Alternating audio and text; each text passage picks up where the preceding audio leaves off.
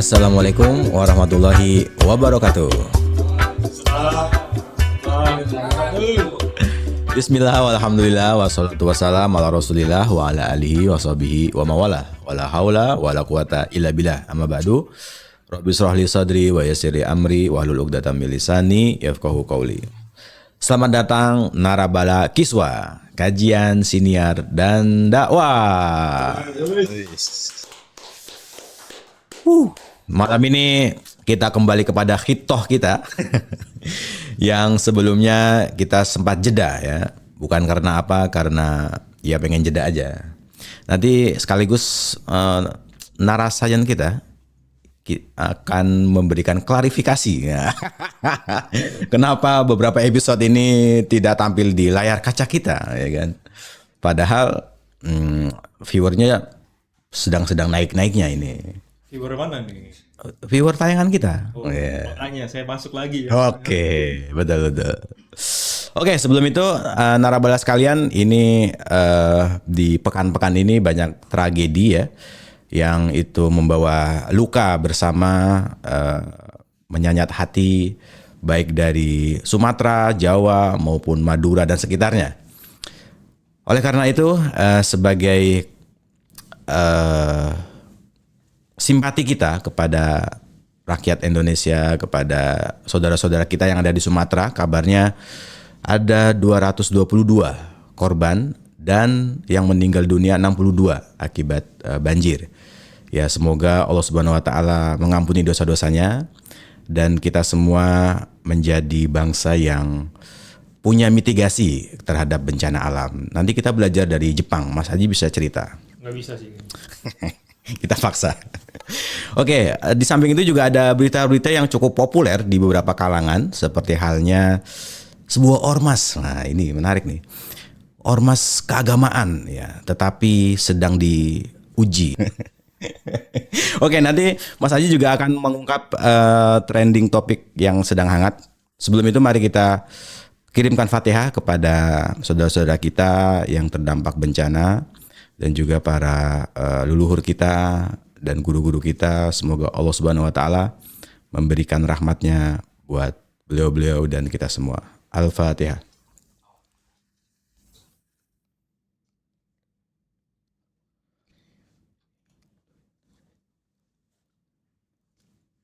Amin, amin ya rabbal alamin. Gak usah kita panggilkan siapa bintang tamu ataupun narafikih kita.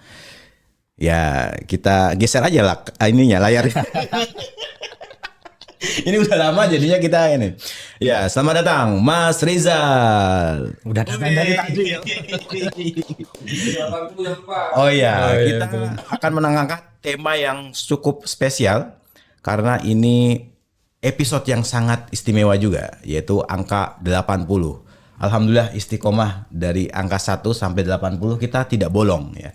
Bahkan lebih-lebih ya sebenarnya kalau mau dihitung dengan live streaming yang ada di Kanada gitu ya. Berarti kita ini walaupun Islam mengikuti ini ya, 80 kan angka keberuntungannya orang Cina. Oh gitu ya? Iya gitu. Nggak tahu. Kayaknya Mas Adi sudah banyak belajar tentang Cina ini. Ini menarik ini, bisa menjadi sebuah topik khusus ya kan. Dipersiapkan aja materinya, jangan suruh baca di Google ya. Biasanya baca bukunya di Google. Oke, terima kasih narabala sekalian sudah masih setia dengan tayangan-tayangan kita soal pesantren Kiswah ya. Kiswah ini sebenarnya sangat menarik, yes. Di angka 80 kita sudah menemukan beberapa naratamu, tema-tema yang ternyata dibutuhkan oleh masyarakat luas, Mas Rizal. Beberapa waktu ini saya seringkali ketemu orang dan dia bilang gini, saya kok nggak asing ya dengan Mas Atung ya gitu. Jadi nggak enak kita. Wah apa bukan saya. Salah orang. Saya jadi pingin ke toilet nih. Silakan kita blur dulu. Mas Rizal juga gitu kan. Wah, sudah banyak. Minimal ya secara layar TV itu sudah nggak asing lah. Oh ini Mas Rizal, oh ini Mas Aji gitu ya. Layar TV generasi tahun berapa?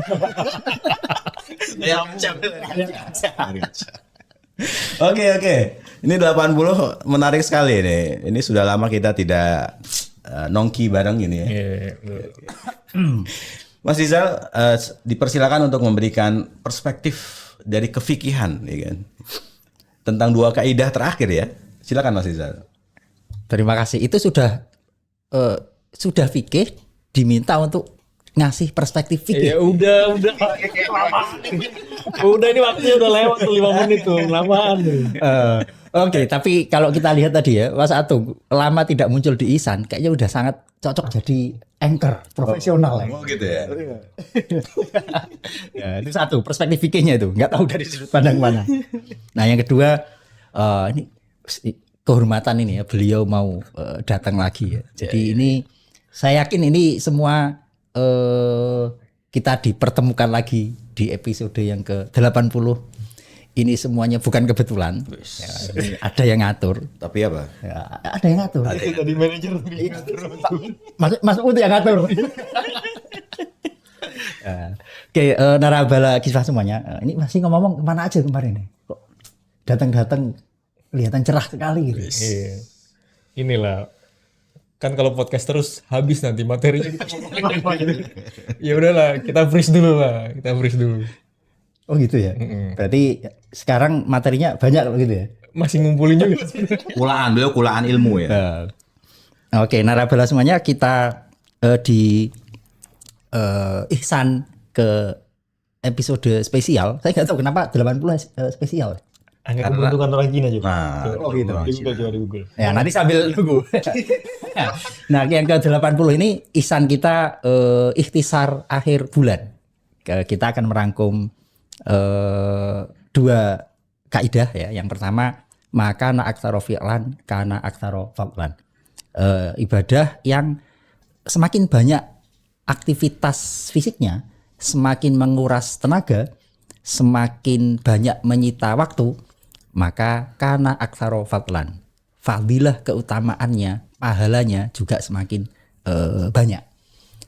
Ini saya rasa make sense sekali ya. Orang yang melakukan perjalanan 1 kilo dengan 10 kilo tentu pahalanya lebih banyak yang 10 kilo. Tergantung pejalan maksiat atau bukan. Masya Allah, terima kasih itu luar biasa. Ternyata tidak sia-sia ya. Jadi beliau sudah sangat paham ya. Nggak sia-sia kita hadirkan beliau ya. Itu kaidah yang pertama. Kaidah yang kedua, al-muta'addi afdalu minal qasir. Ibadah yang dilakukan seorang hamba tapi punya dampak sosial, itu lebih utama daripada yang hanya dinikmati sendiri efeknya. Jadi nah ini yang kita kaji selama sebulan terakhir ini. Jadi ihsannya ikhtisar akhir bulan. Berarti ini bulan ke-80 gitu ya. Ini teori dari mana lagi nih? Belum ketemu belum? Feng Shui angka 80 yang jadi simbol keberlimpahan. Oh, gitu ya. Nah, kalau dari perspektif fikih agak lain nih sebenarnya. Di Al-Qur'an itu ada ya. Jadi kalau ada orang menuduh orang lain, menuduh zina, walladzina yarmunal muhsanat, ya, menuduh perempuan baik-baik telah melakukan tindakan zina, dan tidak bisa menghadirkan saksi sesuai ketentuan fikih 4 orang, fajliduhum, hukumlah mereka dengan hukuman jilid berapa? Sama nih najaldah 80 kali, sama seperti episode kita. Wah, jadi bagus nggak itu? Enggak sih. Artinya berarti mungkin pesannya kita jangan sering-sering nuduh orang lah di Sosial media ya. Dimanapun. Di ini podcast kita. Oh si itu begini, nanti akan kena sama ini najalda 80 pukulan. Jadi podcastnya yang lempeng-lempeng saja. Jangan ngerasani orang. Ini perspektif fikihnya. Kalau Feng Shui-nya bagus tadi. Oh berarti ini ya. Secara Islam Feng Shui itu gimana sih? Boleh nggak sih? Itu namanya tatoyur wa tasya'um gitu ya. Jadi ya pada prinsipnya kita tidak boleh menggantungkan ya, mentaklek menggantungkan nasib baik atau buruk kepada sesuatu yang tidak bisa dinalar. Kalau bisa dinalar ya nggak masalah. Ya, misalkan kalau kita nanam jagung itu nggak boleh kena air ya. Boleh. Tapi kurang bagus. Bagusnya yang agak kering malah nih. Agak kering ya. Ya, nah kalau kita nanam jagung di musim hujan itu nggak bagus. Nah itu masuk akal karena nggak tahu ya itu contohnya kok ke situ. Nah atau kita nanam tanaman yang harusnya ditanam di musim kemarau, tapi kita tanam di musim hujan. Nah terus orang tua misalkan mengatakan pamali nanam pohon ini di bulan-bulan ini. Nah itu berarti harus kita maknai sebagai kalimat budaya yang isinya sebenarnya sains, cuma dikemas dengan bahasa budaya.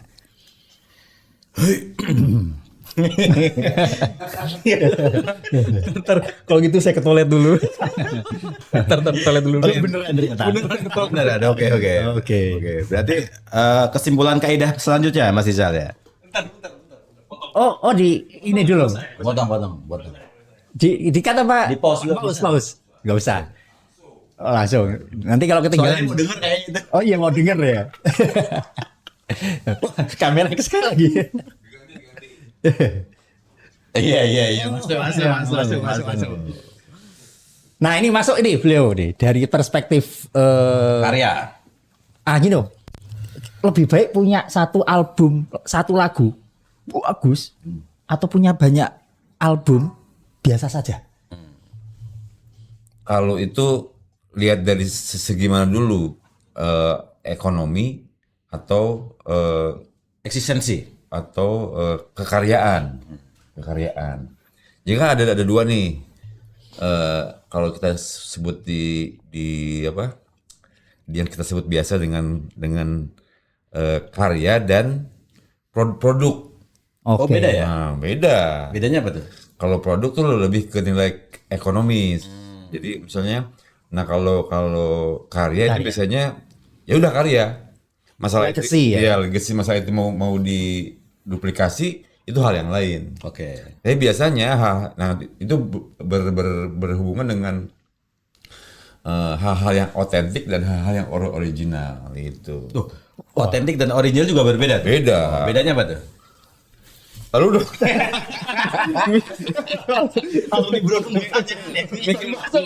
Mikir dulu. Kalau otentik itu biasanya kita bikin sesuatu kan ada namanya sampel, bukan sampel apa sih namanya? Apa namanya Kalau barang yang baru belum jadi tuh? Prototype. Prototype itu biasanya kan di situ ada nilai, ada waktu, ada effort, ada hasrat. Kita titipkan dalam satu produk, dalam satu benda. Nah itu biasanya otentik tuh, karena apapun yang dari hati, yang kita bikin dari awal, itu biasanya namanya otentik. Nah kalau original bisa jadi itu barang yang dari apa tadi prototype itu, tapi duplikasi jadi barang. Dan yang bikin tadi itu yang bikin awal itu original, tapi belum tentu barang-barang yang pertama yang dihasilkan pertama. Tapi bahannya sama, tapi yang bikin, misalnya saya bikin sesuatu nih, bikin ampli, bikin ampli satu karya, saya bikin ampli dengan effort, dengan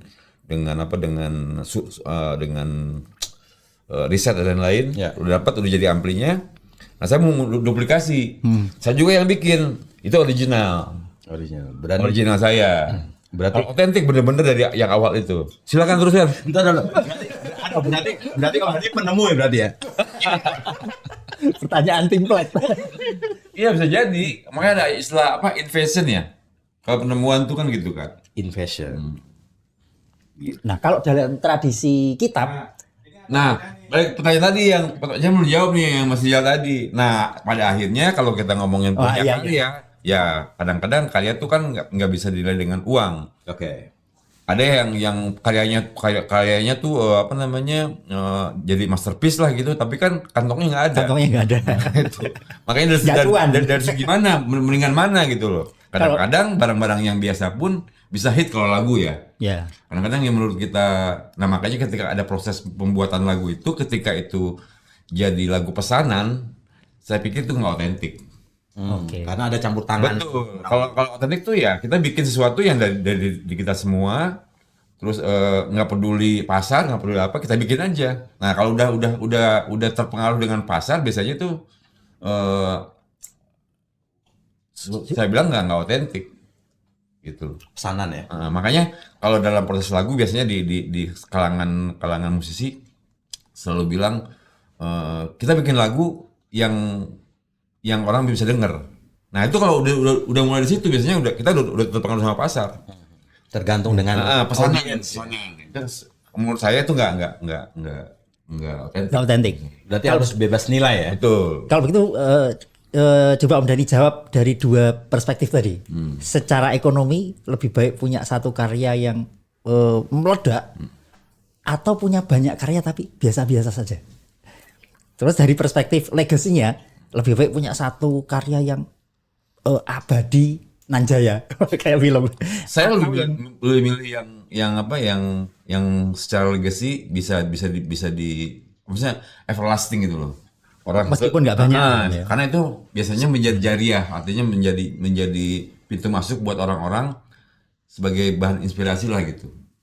Ya. Maksudnya itu nggak akan habis kan gitu loh. Betul. Kalau ngomong komersial ya Yang kedua berarti ya. pasti yang banyak. sebanyak apapun pasti habis. Kalau misalnya kita nggak bisa syukur gitu kan.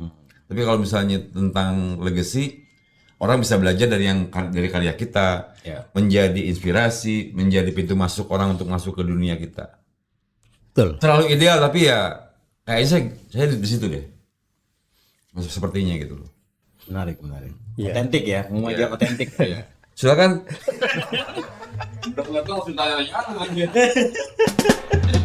Oke, Mas Aji, kita sudah membahas satu kaidah ya Mas Rizal tadi ya. Betul. Antara kuantitas dan kualitas. Kaidah selanjutnya Mas Rizal, kita berondong sekarang.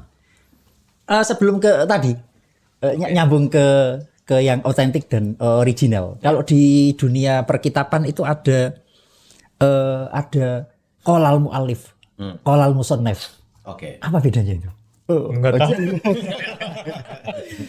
Sebenarnya itu berlaku untuk bisa dipakai dua-duanya. Tapi kalau kita ingat di Hasyiah Bajuri misalkan, sebenarnya yang banyak dipakai kalau musannaf itu biasanya kitab matan. Jadi kalau kita ngaji kitab matan, itu kitab yang pertama itu berarti original atau otentik gitu. Otentik itu. Nah, yang pertama dalam pengertian dia ya induk ya. Nah itu qolal musannif. Jadi sonnafa qolal musannif. Nah kalau syarah itu biasanya pakai qolal mu'alif. Jadi kalau takrib musannifnya pengarangnya namanya musannif.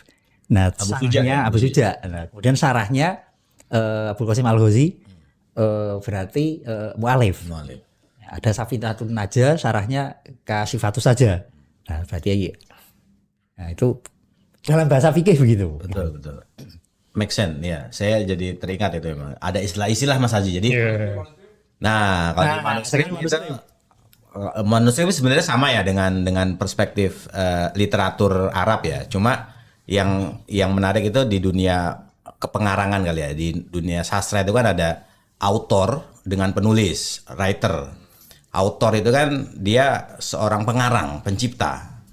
Sementara kalau writer dia menulis kembali. Misalnya diadaptasi dari apa gitu. Nah, itu dia disebutnya penulis. Makanya orang akan mengejar menjadi autor daripada menjadi writer. Karena otentiknya ada di pengarang pertama itu dia. Demikian sekelas info. Lanjut Mas Rizal. Nah, sekarang kalau nuklir apa ini? Oh ya. Kalau sains lah. Kalau sains penemu yang dapat Nobel Prize itu biasanya mereka autentik. Jadi mereka menemukan ilmu baru. Makanya diganjar dengan Nobel gitu.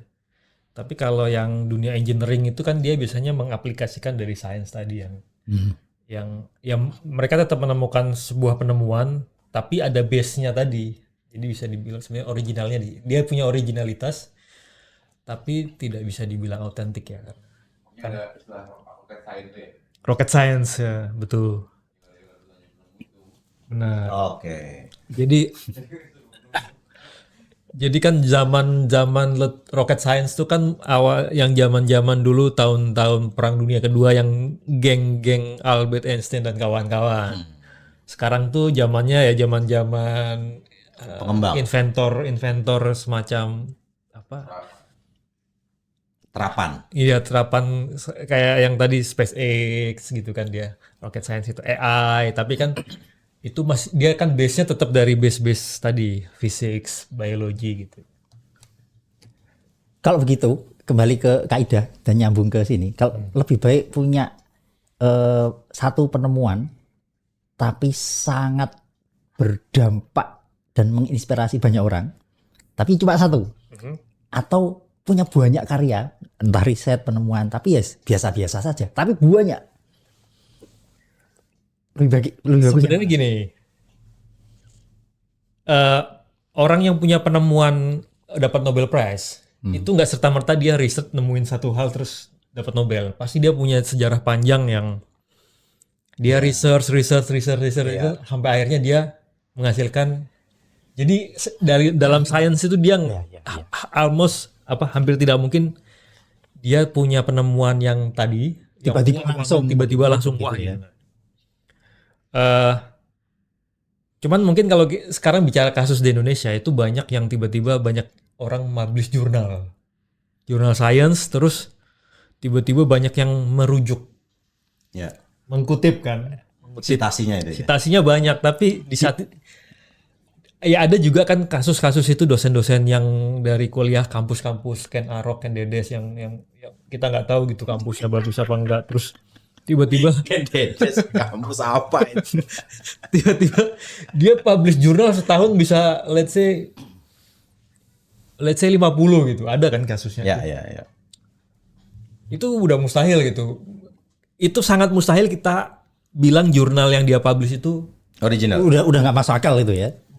bahkan bermutu pun tidak gitu. Ya gimana kita research setahun ngasilin 50 jurnal, itu kan 10 jurnal aja udah nggak masuk akal. Nah, tapi kadang yang benar-benar hasil penelitian yang oke banget, itu kadang setahun juga belum tentu kita publish jurnal gitu. Contohnya ini nih, kemarin tuh kan baru ketemu tuh ilmuwan Oxford dan ilmuwan Indonesia menemukan Di gunung gitu ya. di Kalimantan tuh apa Iya. sih namanya? Kalimantan Bunga. Sumatera sih, bunga Iya. kan mereka melakukan penelitian selama 13 tahun tuh. Iya. Akhirnya dapat itu kan. Ya, dia publish jurnal dari penelitian selama 13 tahun itu kan lebih meaningful daripada dia tiap tahun publish jurnal 10 kan. Jadi kalau gitu pada dasarnya di dunia sains pertanyaan tadi agak kurang relevan gitu ya. Kalau iya jawab iya aja lah, nggak usah ragu. Ya karena memang orangnya kali. iya, karena pasti melalui proses panjang kan, nggak mungkin tiba-tiba ujuk-ujuk punya satu riset yang tiba-tiba langsung meledak. Ya pasti perjalanannya Pasti ada perjalanan panjang. dia. Ya ada yang nggak panjang juga sih, ada yang panjang, ada yang nggak panjang. Jadi gimana ini? Selalu ada dua sisi. Kalau dia cukup jenius kayaknya dia lebih bisa memotong waktu ya. Ya. Tapi ya gitu, dapat hadiah Nobel tuh cuma dapat $1 juta. Ini perspektif ini cuan atau enggaknya ini. Gitu. Kalau di rupiah kan berapa? 15 miliar. Sedikit itu ya. Sedangkan juara Dota dunia itu bisa sampai $4 juta, bahkan di atas itulah. Juara dunia Dota. Tahu Dota kan? 4 kali lipat ya. Main game itu. Oke. Jadi Ya udah main game aja kalau gitu. Nah, Ya, main game main aja. game aja. Tapi apakah gini? Berarti riset sambil main game kalau gitu. Nggak bisa. Oh nggak bisa. Mending main game. harus fokus. Oh, oke. Nggak bisa nyabang.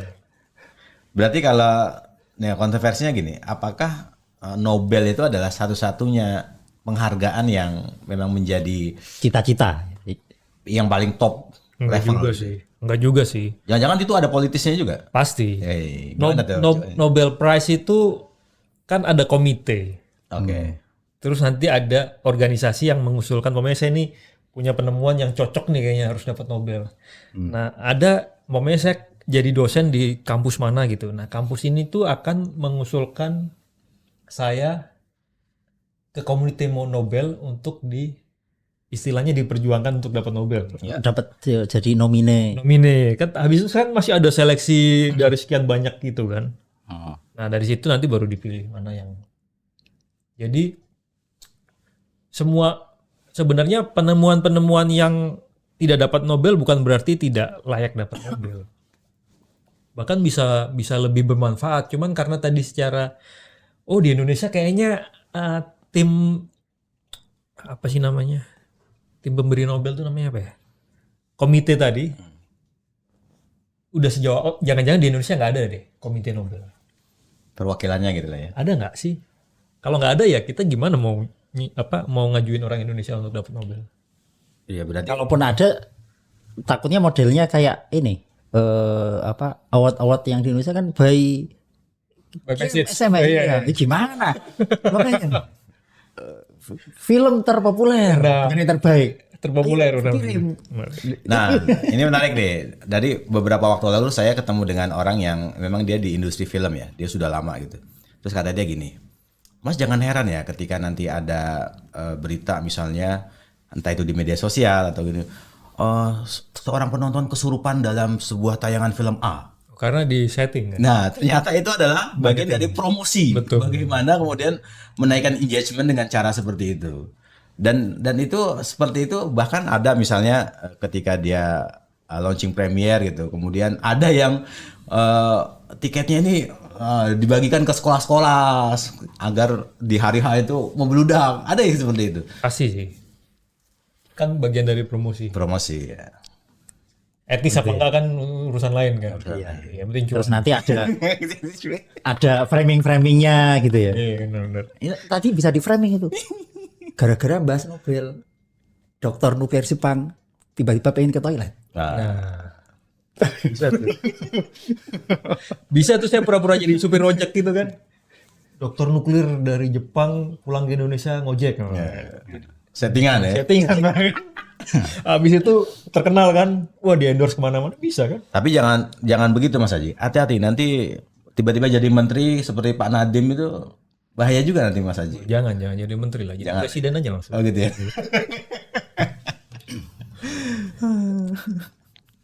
Oke, Mas Rizal mau menambahkan kaidah yang terkini? Tadi nyambung ya dengan Masih nyambung. Oke. maksudnya mencoba untuk dihubungkan biar enggak anjlok Ya. dengan kaidah berikutnya. Ada premisnya. Ya nggak tahu apa namanya itu. Kaidah berikutnya adalah ibadah yang mutaati ya, itu lebih utama daripada yang qasir.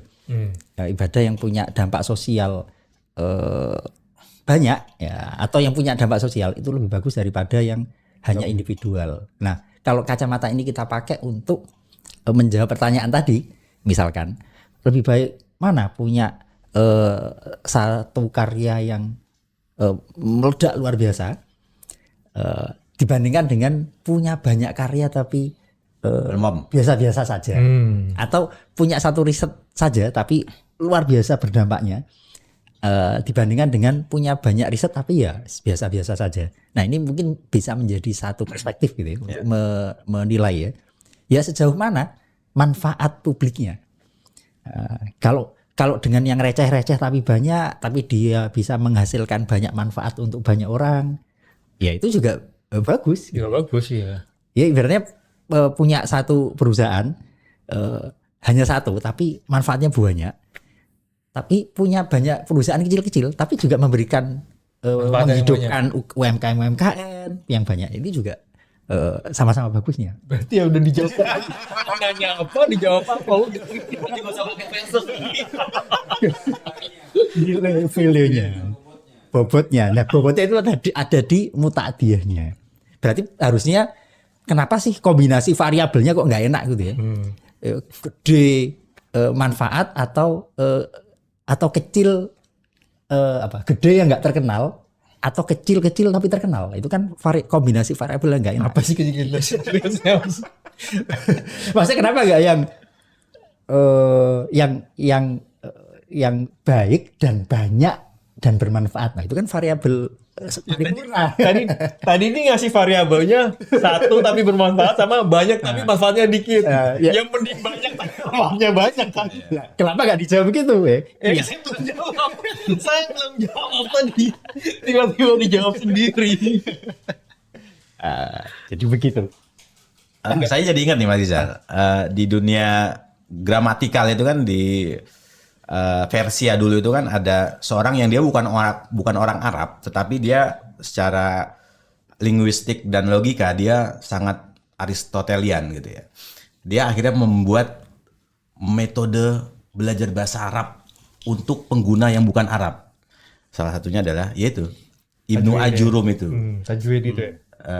Bukan tajwid. Kalau tajwid kan Al-Quran ya. Ini bagaimana orang non Arab bisa belajar bahasa Arab dengan sangat mudah, sehingga dia melahirkan satu buah karya yang fenomenal sepanjang abad. Bahkan mungkin itu grade-nya itu di bawah Al-Quran itu. Karena setiap santri di pesantren, Mas Aji, wajib punya itu. Jangankan itu. Buku Iqra itu yang buat siapa? Iqra kan wilayah Indonesia Jogja. Jogja. Nah, Jurumiyah ini dia orang Persia, akhirnya mengkompilasi dan merangkum sebuah formula, dipakai seluruh jazirah, semua pulau dipakai. Tapi menariknya adalah dia cuma itu aja karangannya, tidak ngarang yang lain-lain. Cuma boleh berapa lembar, Mas? Iya. 11 lembar atau berapa ya? Dan di beberapa pesantren dalam tanda petik agak diremehkan gitu. Nah, dan itu adalah Itu kan kelas buat itu tidak iya gitu kan. Nah, yang menarik lagi adalah ternyata, nah ini di syarahnya kan dijelaskan, ketika beliau mengarang kitab ini, Mulai mistis ini. nah mistis nih. Ketika mengarang itu, beliau pakai tirakat. Bagaimana kitab yang saya karang ini bermanfaat buat murid saya. Salah satunya adalah dia mencoba menyeburkannya ke laut. Sampai dia bilang gini, ya Allah kalau emang karya ini manfaat, semoga tidak luntur tintanya di dalam laut. Pas di bior gitu, masih di laut ternyata utuh, Pak. Bagus tintanya. Tintanya Bagus kan. Besok ini Mas Aji disertasi dan ijazah PhD-nya Nah. mau dilempar ke Laut. laptopnya maksudnya. Kalau ini selamat Tergantung printernya. Nah, ketika dibuang ke laut awet, kemudian dia nggak cukup, akhirnya dia berangkat ke Mekah, dia di Ka'bah beliau menaruh kitab itu di atas itu. Ya Allah, kalau emang ini awet dan saya bisa ajarkan ke murid saya, tolong kitab ini diawetkan. Ternyata di atas Ka'bah kena hujan, kena panas, tetap awet. Berarti setelah itu barulah diajarkan. Jadi ada tirakatnya itu sebenarnya. Jangan-jangan itu Mas kuncinya, Mas. Bagaimana satu karya itu bisa berdampak itu karena ada transaksional kepada Tuhan, Mas. Salah satu barangkali ya. Ya karena kalau hanya mengandalkan tirakat saja tanpa proses akademis intelektual ya jadinya dukun lagi. Jadi ya dua-duanya harus berjalan beriringan. Kan beliau juga riset kan bagaimana membuat kaidah membuat bahasa Arab, gramatika bahasa Arab jadi kaidah yang mudah. Kertasnya bagus. Dari Jepang. Tintanya bagus. Dan itu kemudian dijadikan dalam format puisi kan, syair seperti yang kita kaji oleh Umar Al-Ibriti ya kemudian ini juga sangat populer ya. Rima dan Roma ya. Begitu. Nah, apa lagi?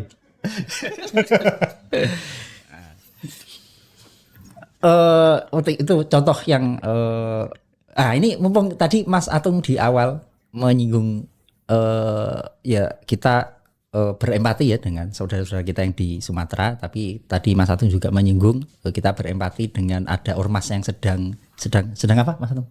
Sedang gonjang-ganjing. Oh, gonjang-ganjing. Gonjang-ganjing apa nih? Ormas yang sedang gonjang-ganjing ini ya. Dulu tahun 84 ya. Ini terkait kaidah tadi ya, yang mutaaddi afdalu minal qasir. Menurut saya menarik ya. Tahun 84 muktamar di mana? Jawa Timur ya. Menghasilkan diantaranya NU. Ini Jadi Masalah tambang itu dana berarti? bukan ya. ini terkait kaidah ini. Nanti dibahas Mas Atung. Masalah bintang kayaknya ini. Ini waktu itu ada keputusan di muktamar itu bahwa dana haji yang ghairu wajib itu sebaiknya dialokasikan untuk filantropi sosial yang lebih bermanfaat.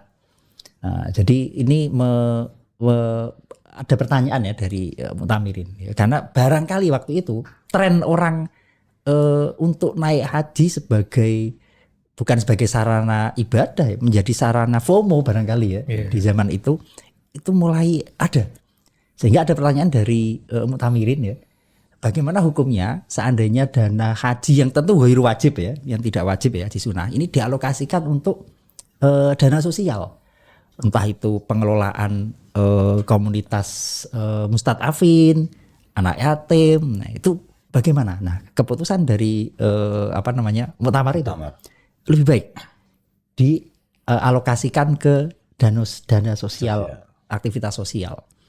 Karena lebih manfaat ya. Karena manfaatnya lebih mutaadiyah. Ya, muktamar 84 itu ya. Nggak usah nyontek. Itu karena memang kalau kita cek di sejumlah kitab klasik memang Ibnu Hajar al-Haytami misalkan memang ada beberapa versi ya. Tapi seingat saya yang dikutip sebagai rujukan karena dalam tradisi Basul Masail memang harus menyantumkan rujukan kitab-kitab Syafi'iyah ya. Sitasinya itu ya. Sitasinya ya. Ini Ibnu Hajar al-Haytami menyebutkan bahwa sodakoh sodakoh wajib ya, sodakoh wajib itu memang lebih bagus Ya. yang punya manfaat ke publik gitu ya, daripada yang hanya bersifat ritual saja.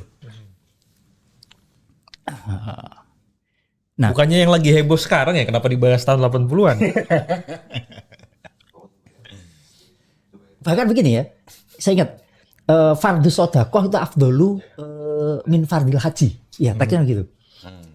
Jadi kalau kita bandingkan sodakoh yang sifatnya fardu dibanding dengan haji yang fardu, itu masih lebih utama sodakoh yang fardu. Meskipun memang setelah orang sodakoh nggak dapat gelar, kalau naik haji dapat gelar. Itu tradisi Indonesia gitu. Indonesia. Itu artinya untuk menjawab pertanyaan di muktamar tadi, logikanya juga kepake. Berarti sunnahnya sodakoh itu juga lebih bagus daripada sunnahnya haji. Artinya kalau hajinya sunnah dibanding dengan sodakoh yang sifatnya sunnah, jauh lebih utama adalah sodakoh yang sunnah. Nah, sekarang ini ada pertanyaan agak melenceng nih. Sodakoh untuk bangun masjid atau untuk orang miskin? Sekarang dengan kondisi Indonesia sekarang. Kalau kondisi sekarang menurut saya ya, masjid sudah cukup megah. Indonesia kan punya mungkin masjid dengan jumlah Terbanyak terbanyak kedua ya iya, di dunia ya, terutama ya. belum pernah riset saya. Ada di YouTube coba cari. Dan paling banyak juga yang di dunia gitu ya, yang nganggur gitu. Dan nggak dipakai. Cuman bangun aja kan. Bangun aja. Kalau Mas Haji gimana? Lebih baik sodakoh ke masjid atau ke orang miskin? Kondisi sekarang ya orang miskin kan. Orang ada masjid dekat rumah aja udah berapa masjid? Iya, ini kosong. Iya, gara-gara orang Enggak. datang. Ada orang yang cuma satu soft ngapain kan? Di satu soft itu apakah Mas Haji termasuk atau enggak? Saya ngantor soalnya. Ngantor. Enggak ini. Iya, mutaati ya di kantor ya. Anak istri nanti bisa, itu lebih utama ya. Berarti lebih kepada personal langsung ya, ke orang ya? Atau ke... Nah, sekarang pertanyaannya gini, biar apple to apple. Baik ke lembaga zakat atau lembaga sodakoh tadi, atau langsung ke personnya, ke orang miskinnya. Gimana Mas Rizal? Kalau dalam fikih Mas? Di fikih lebih utama ke lembaga. Lembaga ya? Karena bisa di karena begini, kalau di zakat itu kan sebaiknya memang lewat amil, karena amil ini yang wallahul amir, yang amir penguasa memberikan kuasa kepada dia untuk mengelola mulai proses mengambil sampai mendistribusikan zakat. Nah, di zakat itu ya memang bicara manajemen. Ya. Bicara manajemen artinya harus tepat sasaran, harus ada target. Nah, kalau langsung ke person, proses itu tadi ya nggak ada. Nah, memang ada tren belakangan ini karena mungkin kepercayaan sebagian masyarakat ya, kepercayaan publik terhadap beberapa oknum lembaga yang tidak Kredibel. barangkali begitu, ya sehingga orang lebih memilih untuk langsung. Ya, tapi sebaiknya memang lewat lembaga dan amannya begini. Kalau di Indonesia ada dua ya, badan amil zakat dan lembaga amil zakat ya. Kalau badan ini yang resmi dari pemerintah, kalau lembaga amil ini partisipasi masyarakat. Masalahnya sekarang nggak aman kita ngasih ke lembaga.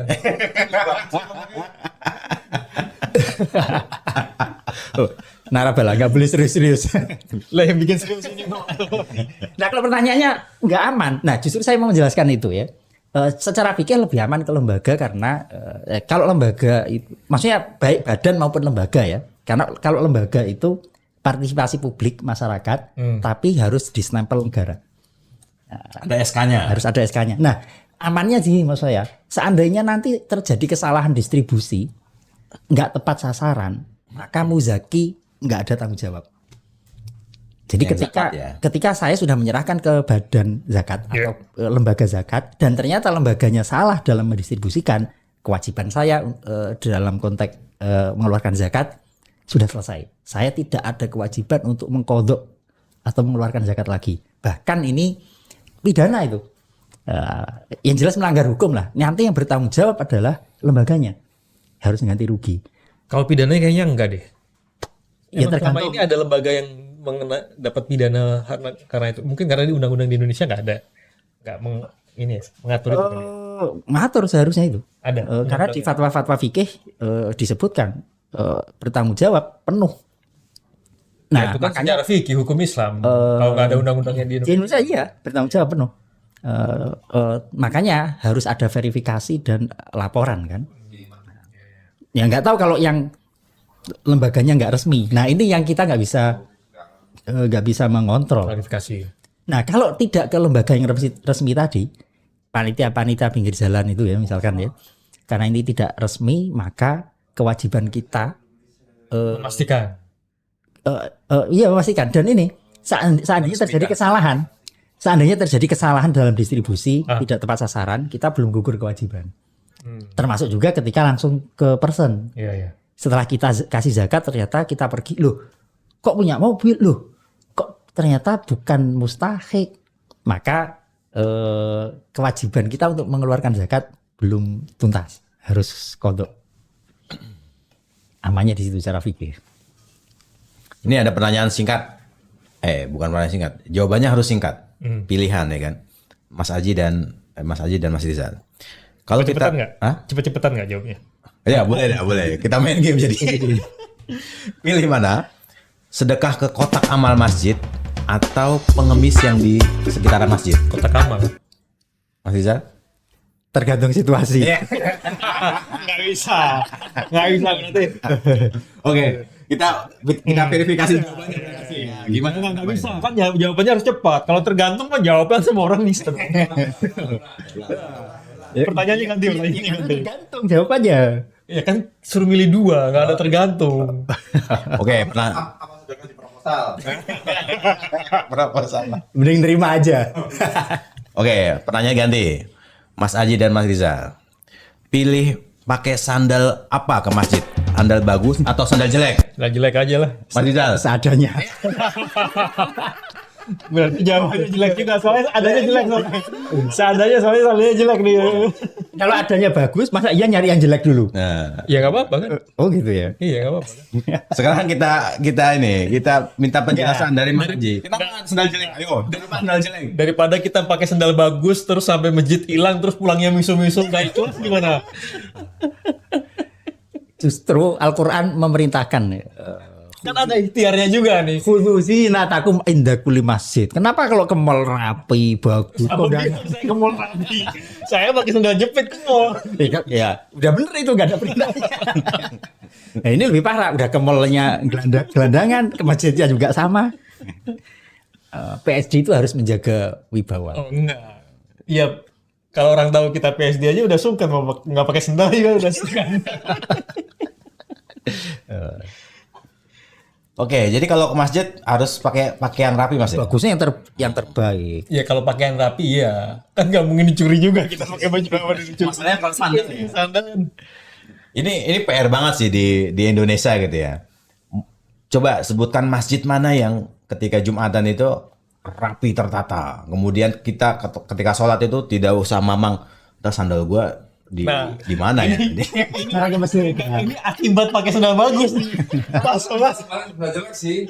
Tapi nggak jelek. Ya. Tapi ya cukup perepotan juga. Oh, gitu ya. Nyeker. Berangkat ini ke warung beli, tapi saya nggak bisa bisu sih.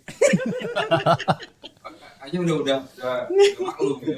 Nah, justru kalau ke masjid pakai sandal jelek, itu potensi hilang itu akan lebih besar. Dibuang. Enggak. Orang ngeremehin. Ketuker. Potensinya ada Ketuker. ditukar. Oke hilang. Bukan nuker. Bener loh, tapi kalau lebih sendal biasa lah ya, standar, kalau ke masjid itu potensi hilang itu akan, atau ketuker lah tadi bahasanya, itu lebih besar. Karena apa? Palingan yang nanti oknum yang mau ngambil itu, paling orangnya sudah ikhlas kok. Tapi kalau bagus ya kan, mikir-mikir dia, waduh ini takut nanti gua kualat nih, jadi gak usah diambil gitu. Mike, kemarin kan sempat kita singgung ya pas kita baca kaidah ini ya, bahwa sholat itu sangat penting memperhatikan sisi aksiologisnya gitu ya. Sholat ya harus tanha anil fahsya'i wal munkar. Sebentar Mas Izal, ini Narabala masih bertanya-tanya, aksiologis itu apa Mas? Bahasa bayinya apa Mas? Gitu. Mas Haji nanti yang menjelaskan. Saya ini Mas Haji biar Google. manfaatnya gitu ya, Dampaknya. dampak sosialnya. Jadi sholat kalau hanya, makanya kita bisa mencari jalan tengah dari kaidah ini, karena kan di contohnya itu sholat, kalau hanya sholat saja dibandingkan dengan nyapu jalan, iya, kalau sholat hanya Anda dan Allah yang tahu, dan manfaatnya hanya individual. Tambah satu lagi lah Mas. Enggak, yang jaga masjid juga tahu ini sholat. Ada satu lagi. Mertua juga tahu. Tapi yang dapat kredit pelakunya saja. Tapi ketika Anda nyapu jalan, orang banyak dapat merasakan. Nah, akan lebih paripurna jika innas sholata tanha anil fahsya'i wal munkar. Jadi ketika Anda sholat juga dibarengi dengan kemampuan menciptakan lingkungan sosial yang aman. Aman dari fahsya, ya, pencurian sandal yang paling remeh, korupsi yang paling gede, dan mungkar, kejahatan, kemungkaran. Jadi ini sebenarnya sholat ya di situ. Makanya secara simbolik juga Allah menyebutkan ya, setiap penyebutan sholat pasti disertai dengan zakat. Aqimus sholah pasti wa'atuz zakah. Jadi aspek vertikal dan horizontal ini ya jangan dipisah-pisah gitu ya. Pilih mana yang vertikal atau horizontal? Ya dua-duanya. Kombinasi variabelnya begitu. Caranya gimana Mas agar sholat itu punya dampak sosial yang bagus? Nah, ini kan harus ada pelantarannya Mas. Iya, sholat pakai wewangian kan terhabis lagi. Gitu ya. Kan dampak sosial kan. Di antaranya. Niaga kan. Ekonomi ya. Ya, sehingga Jadi kalau sholat sendal hilang nggak apa-apa, beli lagi. Awas lah ya. Kalau bisa-bisa lo ya. nah saya rasa kita cukup populer ya lagu kalau hidup 1000 tahun kalau nggak sembahyang apa gunanya? Ya nggak bisa gitu dong. Variabelnya kok nggak enak. Berarti nggak sembahyang juga nggak apa-apa kadang. Maksudnya itu lagu untuk anak-anak yang baru belajar fikih bagus. Tapi kalau udah gede jangan gitu. Walaupun Anda sholat 1000 tahun, kalau ngerusuin orang ya buat apa? Kalau nggak bisa menciptakan lingkungan sosial yang aman, yang bagus ya buat apa? Jadi sebenarnya secara nggak sadar dan secara tidak langsung Mas Izal pengen menciptakan sebuah lagu sebenarnya. Jadi Mas Aji siap-siap jadi Vokalis. vokalisnya. Kita tunggu lagunya Mas Izal. Berarti kalau yang pendahulu-pendahulu yang suka nyuri sendal di masjid itu dosanya jariah ya. Membuat orang malas ke masjid loh jadinya. Wah iya itu benar sekali itu ya. Iya kan? Nah secara personal mungkin begitu ya, tapi ya harus dilihat dari kacamata yang lebih luas dong. Kenapa sampai ada orang nyuri sandal di masjid? Oke. Artinya kan ini nggak mungkin orang sampai tega nyuri. Jadi kelas teri gitu kan. Artinya kebutuhannya juga kebutuhan harian yang mendesak, yang nilainya nggak gede. Berarti yang perlu dievaluasi ya yang membuat kebijakan ekonomi di wilayah itu. Berarti mending gak usah buat masjid. Kebanyakan masjid kita udah disodakokkan aja. Tuh kan kenapa variabelnya nggak enak gitu Iya ya? kan bener kan? Daripada sandal hilang mending nggak usah bangun masjid itu. Iya kan gini. Refleksi loh. Itu dari keadaan bangsa kita. Iya benar. Bener kan? Jadi kalau Hal kecil aja sudah bisa itu, gimana hal Gimana yang gede? jangan-jangan gitu loh. Ini. Jadi di orang-orang tertentu. betul. Jadi kalau ada sandal hilang di masjid, jangan nyalain jamaah, jangan nyalain takmir, tapi nyalahin gubernurnya. Bukan gitu. Ini satu kampung. Ini satu kampung ya. Coba hitung ada berapa masjid situ. Banyak. Isinya juga nggak full. Satu RW satu masjid. Dia bangun masjid itu habis berapa? Padahal warga-warga di situ tuh banyak yang kelaparan. Akhirnya mereka let's say nyuri sendal di masjid Buat makan. buat makan. Bener. Jadi yang salah apa? Mending masjidnya nggak usah bangun masjid tapi untuk memakmuran. Oh begitu Itu maksudnya. Iya. Iya kan? Jadi kita robohkan nih. Jadi, ya, makanya saya pikir Nabi Muhammad mendapat SK untuk mendakwahkan tauhid katalah gitu ya. SK-nya nomor berapa, Mas? SK-nya nomor 40 ya kalau beliau umurnya 40. Itu kan dimulai dari proses membangun ekonomi dulu kan selama 40 tahun ya. Dan teruji di situ ya bahkan mendapat gelar Al-Amin itu juga karena keprofesionalitasnya beliau mengelola bisnis sampai akhirnya ketika orang harus mendengar bahwa beliau seorang utusan ya oh ya wajar gitu ya. Setelah dapat Nobel gitu kan. Setelah dapat Nobel dari publik Al-Amin itu ya. Al-Amin tidak ujuk-ujuk keluar dari gua Hira terus ini Rasulullah siapa. Nah, jadi prosesnya panjang ya. Baru setelah itu mendakwahkan tauhid, bikin masjid dan lain-lain. Tapi menarik juga nih, Mas Aji tadi bilang jangan-jangan kita kebanyakan masjid ya. Bukan jangan-jangan emang kebanyakan masjid.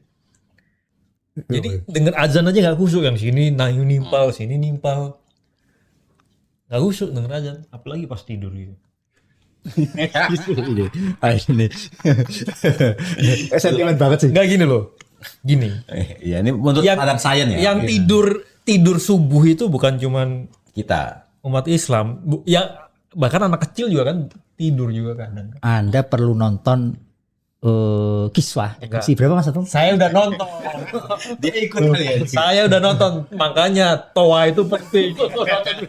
Yang soundnya bagus tuh penting. Daripada bangun masjid gitu kan, beli aja sound yang bagus gitu kan. Jadi merdu gitu kan, tidurnya makin nyenyak. Sialan. Tapi gini ya Ada. soal membangun masjid ini memang di kitab-kitab fikih klasik disebutkan termasuk bid'ah makruhah. Ya, Nanti kita apa nih, Mas? di Anatol bin ada itu ya. Oh iya. Halaman berapa, Mas? Baris ke berapa itu? Ketika Syekh Abu Bakar Sato menjelaskan tentang bid'ah ya, membagi bahwa bid'ah itu ada 5 seperti hukum Islam ya, ada yang wajib, ada yang sunnah, ada yang mubah saja, ada yang makruh ya. Di antara yang makruh itu adalah tazyinul masjid ya. Nah, ini ternyata di fatwanya Darul Ifta pendapat yang seperti ini dianggap sudah tidak relevan. Karena memang pendapat itu merujuk kepada hadis memang. Nanti akhir zaman orang berlomba-lomba bangun masjid gitu ya, Bagus-bagusan gitu ya. Tapi sebenarnya itu harus dilihat sesuai konteks historis dan perkembangan peradaban. Oke. Menurut Darul Ifta malah ini sangat tidak layak kalau ada rumah-rumah megah ya, tapi di situ masjidnya reot. Ini malah sangat kembali. Masjidnya megah, sebelahnya rumah reot. Nah, mestinya variabelnya jangan begitu. Rumahnya bagus, masjidnya juga bagus. Itu. Atau minimal masjid bagus ini kalau di satu sisi ya itu tidak salah dalam perspektif ini ya. Memang kesepakatan komunitas untuk ya sudahlah rumah saya cukup begini, tapi yang penting rumah Allah bagus. Nah, kalau memang semangatnya yang dibangun begitu ya tidak salah. Nah, dari rumah Allah yang bagus ini manajemennya juga bagus. Disitulah terdistribusi zakat misalkan. Karena di sampingnya ada kantor amil zakat misalkan. Yang terhubung dengan umaroknya. Nah, kalau seperti itu kan bagus gitu ya. Oke, menarik ini. Ini menarik ini perspektif Darul Ifta ya Iya. tentang fikih klasik ya. Iya. Kalau menurut Mas Aji nih, Mas Aji ini kan sudah malang melintang ya kan kemana-mana gitu ya. Nah, menurut Mas Aji itu pengurus masjid itu baiknya dari sipil atau itu diatur oleh negara, Mas Aji? Sekalipun dia diatur negara, kalau warga sipil bukan militer ya tetap aja masuknya sipil dia. Berarti gimana? Baiknya gimana? Idealnya lah. Sekarang ketua Dewan Masjid siapa? Dewan Masjid. Pak Balil kalau nggak salah. Iya. Ketua Dewan Masjid dunia kali itu. Oh, dunia lagi. Dunia kan, coba. Kebanggaan kan Indonesia. Dunia akhirat coba. Iya. Ini bukannya Pak Yusuf Kala ya? Oh iya, enggak. Pemuda Masjid Dunia. Pak Bahlil. Beliau masih muda berarti ya? Ya kan nggak harus tergantung siapa yang bilang. Oh itu. Oh iya, ketemu itu. Ketua Umum Dewan Masjid Indonesia, Yusuf Kala. Ya, kalau ini Bahlil. ya Kok kenapa kita bahas Bahlil? Itu ada kaitannya kok ketua sama ini masjid. apa pemuda Masjid ya? pemuda masjid. Kalau nggak salah. Ini loh, Tuh. Bahlil Lahadalia ditunjuk jadi Dewan Pembina Pemuda Masjid Dunia. Tuh, remaja masjid. Harusnya Pak Yusuf Kala sama Pak Bahlil ini ngobrol.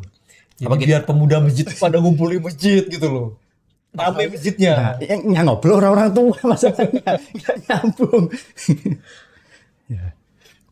Ya gitu Dewan Iya, Pemuda Masjid Dunia ya, termasuk Masjid Nabawi. Masjidil Haram. Kalah Imam Haramain ini. Iya ya, saya kok buat. Iya, harus kita undang ini. Iya. Jangan lah, biar kita diundang aja sama dia. Oh iya. Udah. Oke, ini kita sudah lampu kuning. Ini tanda di mana kita harus berakhir sebelum dipisahkan dengan yang merah. Komentarnya juga agak kuning dari terakhir. Oke, penutup Mas Rizal dan Mas Aji, monggo. Dari obrolan tadi, ya penutupnya adalah kalau membuat variabel kombinasinya yang enak lah. Oke. Padahal yang buat variabel dia itu. Mas Aji, Nggak ada sih sebenarnya. ya atau membelikan sebuah ini lah. Orang Iya inilah. lama nggak datang Iya. diundang. Kontemplasi gitu. Maksudnya kan nggak mungkin saya tiba-tiba ngomongin sosial. Ini ilmuwan nuklir ngomongin sosial. Saking nggak ada yang diomongin. Atau perspektif sains lah tentang masjid, Ya kan tentang kualitas dan kuantitas kan. Iya. Ya. Saya hadir ke sini tuh lebih ke arah sebagai kualitas. Jadi nggak harus sering-sering datang gitu, tapi berkualitas gitu. Variabelnya yang jangan nggak enak. Enggak berarti gini Mas Rizal, secara langsung dia pengen bilang bahwa kita tuh nggak berkualitas.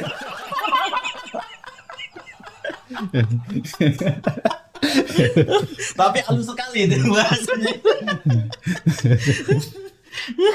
Itu banyak variabelnya. Karena akunnya sudah citang biru lah. Kualitasnya memang kualitasnya beda, centang biru dia.